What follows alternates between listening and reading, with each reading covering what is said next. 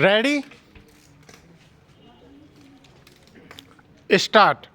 महोदय, अपने देश के श्रेष्ठ अध्यापकों को पुरस्कार देने के लिए आयोजित इस समारोह में शामिल होकर मुझे बड़ी प्रसन्नता हो रही है।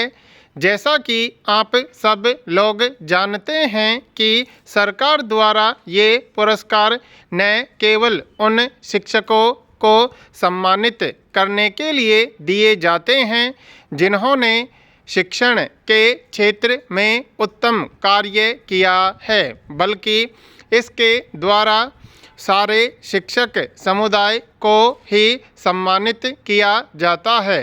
मैं उन अध्यापकों को बधाई देता हूं जिन्होंने अपनी लगन और निष्ठा के द्वारा ये पुरस्कार प्राप्त किए हैं। मैं आशा करता हूं कि उनके काम को मान्यता देने से भी शिक्षकों को प्रेरणा मिलेगी और वे शिक्षा के स्तर को सुधारने में योगदान देंगे। प्रत्येक वर्ष आज के दिन को शिक्षक दिवस के रूप में मनाया जाता है। आज मेरे एक सम्मानित पूर्ववर्ती राष्ट्रपति स्वर्गीय डॉक्टर सर्वपल्ली राधाकृष्णन का जन्म दिवस है, जो भारत के ही नहीं बल्कि विश्व के बहुत ही प्रतिष्ठित अध्यापकों में से थे। वे केवल एक अध्यापक ही नहीं थे बल्कि एक महान विद्वान और दार्शनिक भी थे। वे प्राचीन काल के महान आचार्यों की परंपरा में थे।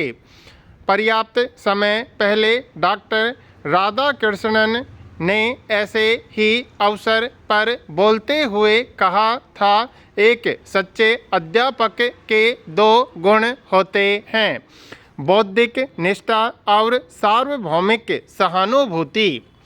इस अवसर पर हम उस महापुरुष को अपनी श्रद्धांजलि अर्पित करते हुए और पवित्र राष्ट्रीय लक्ष्यों की प्राप्ति के लिए अपने आप को समर्पित करते हैं। हम सारे शिक्षक समुदाय के प्रति आभार प्रकट करते हैं जिनकी कोशिशों से राष्ट्र भाग्य बनता है। ये पुरस्कार उसी एहसान के प्रतीक हैं। यह मानी हुई बात है कि चरित्रवान स्त्रियों और पुरुषों से ही राष्ट्र मजबूत होता है। मानवीय अस्तित्व के लिए धन दौलत ही सब कुछ नहीं है। नैतिक और आध्यात्मिक बुनियादों पर आधारित भौतिक समृद्धि से ही समाज की भलाई हो सकती है। मानव जीवन के भिन्न पहलुओं पर लोगों के योगदान से ही राष्ट्र फलते फूलते और जिंदा रहते हैं। हम केवल शिक्षा के जरिए ही ऐसे नागरिक तैयार कर सकते हैं जो सामाजिक रूप से जागरूक हों और देश की भलाई के लिए समर्पित हों। वास्तव में सही प्रकार की शिक्षा ही सामाजिक परिवर्तन लाने का मुख्य साधन हो सकती है।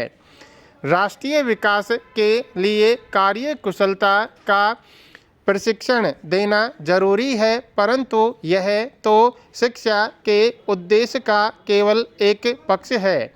मेरी राय में ऐसे नागरिकों को तैयार करना कहीं अधिक महत्वपूर्ण है जो अपने कार्य के प्रति निष्ठावान हों और जिनमें अच्छा काम करने की इच्छा हो तथा जो समाज की भलाई के लिए अपने स्वार्थों को त्याग करने के लिए हमेशा तैयार रहते हों। शिक्षा की चाहे कोई भी प्रणाली हो, सब में शिक्षक को महत्वपूर्ण भूमिका निभानी होती है। अगर वह परिश्रम, प्रेम और निष्ठा के साथ काम नहीं करेगा तो शिक्षा की गाड़ी को आगे चलाना कठिन हो जाएगा और बच्चों के चरित्र निर्माण की संभावनाएं भी कम रह जाएंगी। महोदय, शिक्षक क्या पढ़ाता है या पढ़ाती है, केवल यही बात महत्वपूर्ण नहीं है, बल्कि महत्वपूर्ण यह है कि शिक्षक अपने शिष्यों के सामने क्या आदर्श प्रस्तुत करता है और उसका किस प्रकार का आचरण रहता है। बच्चों के विकास पर इसका गहरा प्रभाव पड़ता है, क्योंकि वे अपने शिक्षकों का अनुकरण करते हैं, उनसे प्रेरणा लेते हैं। इस प्रकार शिक्षक के ऊपर बहुत बड़ी जिम्मेदारी आ जाती है। इस जिम्मेदारी को पूरी तरह निभाने के लिए शिक्षक को हमेशा फूंक फूंक कर कदम रखना चाहिए और अपने आचरण पर भी ध्यान रखना चाहिए। यह कहने की आवश्यकता नहीं है कि जब तक उसमें आदर्श की भावना नहीं होगी और जब तक उसके कार्यों में सत्यम, शिवम, सुंदरम के गुण मौजूद नहीं होंगे, वह अपने शिष्यों के चरित्र का निर्माण नहीं कर सकेगा। हम इस बात को जानते हैं कि शिक्षकों को कितनी कठिन स्थितियों में अपना कार्य करना होता है। हमारे बहुत से स्कूलों में न्यूनतम सुविधाएं भी उपलब्ध नहीं हैं। हमारे पर्याप्त देहाती इलाकों के प्राइमरी स्कूलों में आने वाले बच्चे ऐसे घरों से आते हैं जिनके साधन बहुत ही सीमित होते हैं। उनमें से अनेक बच्चे पुस्तकें भी नहीं खरीद सकते और बहुत से बच्चों को भरपेट भोजन भी नहीं मिल पाता।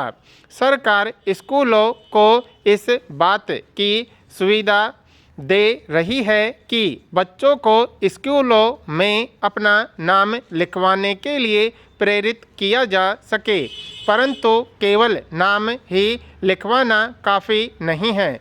इससे भी ज़्यादा महत्वपूर्ण बात यह है कि बच्चों को इस बात के लिए प्रेरित किया जाए कि वे पूरे समय स्कूलों में उपस्थित रहें, जिससे कि वे न्यूनतम बुनियादी शिक्षा प्राप्त कर सकें। माताओं पिताओं के लिए भी प्रेरणा की ज़रूरत है, जिससे कि वे अपने बच्चों को स्कूलों में भेजें और उन्हें वहां आवश्यक अवधि तक रहने दें। सरकार जो कुछ कर रही है उसके लिए जरूरी है कि समाज भी अपने साधनों का उपयोग करके इस काम में सहायता करे। सरकार राष्ट्र के निर्माण में अध्यापकों की महत्वपूर्ण भूमिका को अनुभव करती है और वह उनके सामाजिक स्तर, उनकी सेवा शर्तों, उनकी शैक्षिक तथा व्यावसायिक योग्यताओं को बढ़ाने की आवश्यकता से पूरी तरह परिचित है। इसीलिए शिक्षकों के लिए राष्ट्रीय आयोग की नियुक्ति की गई है, जिससे इस बात का पता चलता है कि सरकार उनकी आवश्यकताओं के प्रति पूरी तरह जागरूक है। मैं आशा करता हूँ कि आयोग शिक्षक समुदाय के हितों के लिए अपने असली सुझाव देगा। मैं एक बार फिर उन अध्यापकों को बधाई देता हूँ जिन्होंने पुरस्कार प्राप्त किए हैं। हम भारत में आपकी यात्रा का इंतज़ार कर रहे थे। हमें खुशी है कि आपने अपने देश में चुनावों के सिलसिले में व्यस्त होने के बावजूद भी हमारी दावत को स्वीकार किया और हमें अपने संबंधों को फिर से नया बनाने का मौका दिया।